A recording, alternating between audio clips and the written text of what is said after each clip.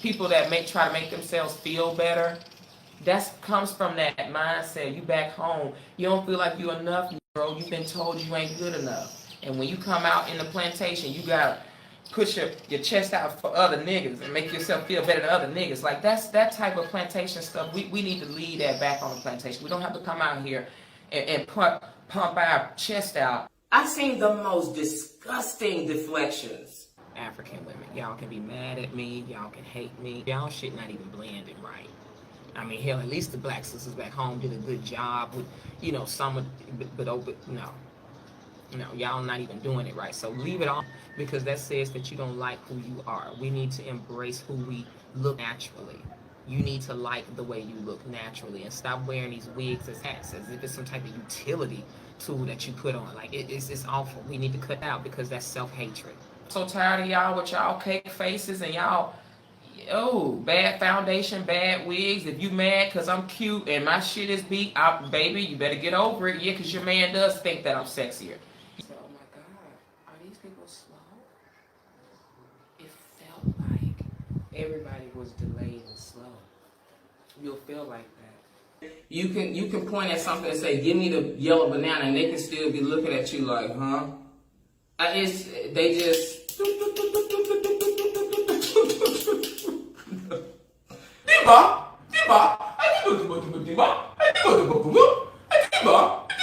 And they living with the goats and stuff. And I'm here practicing real tradition. I'm gonna need you to give me the same respect that, you know, I give you. All right? Hey, y'all, in the background here. Okay, and I'm not disrespecting Gambians. I'm just now telling you about the mentality. I've always noticed this about African women, but African people, but women particularly. Y'all notice how they look real rough in the face, like they look sad. It's a sadness there. It's a sadness there, and I realize what it is. They look real hard. That hardness in the face, you know. Even the babies look like they mean looking, like they come in here with a weight. Fix this stuff amongst each other. We ain't building nothing. It's just a life. We can't even get along with each other. This is why it takes us so long to do stuff. Why don't y'all just move out the way and let us do what we're doing? If you don't want to work with us, just cheer us from afar, because we're really trying to help collect it. We're coming back, and this is a very direct message from me to you. We're coming back. We're coming home. We're going to rule. We're going to take over what's ours. So you may as well get used to it. They have never been exposed to this amount of education, experience, any of that to even get that competency. I asked. They are a lot slower. Everybody is about like 9 to 13 years old, mentally and emotionally. No joke, no joke, and that's no tea, no shade. I asked. We're not coming here insulting you. People look rough here. They look rough. Listen, y'all, I want to be just so honest. Even the babies be looking like this. Wow. I don't want your man in the Gambia, because half of them sleeping on the floor, ladies, okay? Let's be honest now. I don't want your dusty Gambian. I don't want no dusty Gambians. Y'all can't talk to me no more about nothing. They the most delusional. You see, oh no, not in my country. Not in my country. Dima!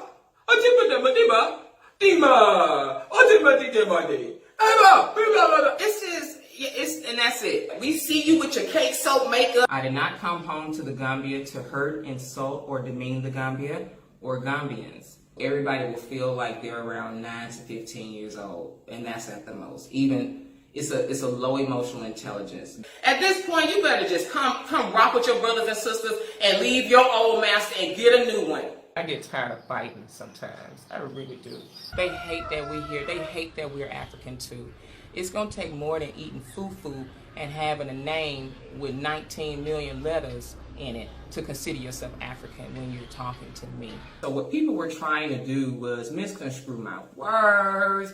She looks down on Gambians. And if you watch my videos, you know, you can see and hear they live lowly, they think lowly, and they act lowly. Y'all not used to having confidence as Africans no more. I just had to share with y'all the real reasons I like being here. You feel like you're a privileged child coming back. You can take over. Ain't nobody gonna bother you. Ain't nobody gonna get in your way. A lot of them are jealous of us. Sorry. Diasporans Ain't nobody like us, baby. Like our people, we are so great and mighty. It just gets on my nerves though, when you just want to be friends and you go out and hang out with people and they have a way of trying to tear you down. Before you come out here, to give you real talk about Africa, how you need to think about it, why there are opportunities here, and why the Asians and Europeans have loved it so much. It's because they had the perfect slave. They've had colonialism. They've had people that have had no real religion to empower them so they can get over on them. I've heard people giving advice, but in the way they give advice, they make it seem like if you don't do it their way, it's not the right way. Don't do that. Don't do that. I've heard people do it. It sounds so stupid. We've come to save you. We building up your community. This is about consciousness. This is about knowledge. Their bakery, they have one, but they cake and stuff, nope. Dry, ugly, gross. Nope, they cannot give me no more cake. Wigs and makeup being so bad here. You just wonder about the sanity of people. We talk about owning corporations, this, that, da-da-da, and they're just like, I just want to get some rice. As much as our roasters say they sleep with the goats and stuff like that, those who are using my opinion to create division between the diaspora and continental Africans, I say to you, you are continuing to advance the agenda of the colonizers. Oh, she is disrespectful. Diva! Diva! Diva! Did you hear? You are continuing to push apart the divide between the diaspora and the continent because the colonizers know that when we join forces, look beyond our miseducation, reflect upon our experiences, unite our resources, we become unstoppable. To critique what I'm doing or the way I'm doing it unless I ask you for help. I ask. It's not your job to come give me, any kind of indirect hatred. Because that's what I'm going to call it, because it's not love. She's bad shit. Wait a minute. Put ass up. She's built like a sack of potatoes. Yes, you are. And that's why no man wants you. I know what it feels like. I grew up in a black family like y'all did. We come for each other a lot.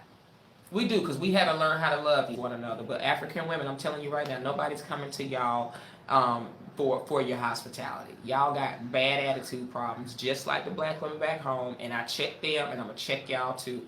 Y'all got some nasty attitude problems. Don't worry about us coming out here and that's going to mess up inflation and da-da-da-da-da. Y'all so stupid, don't know anything about business to even say anything like that.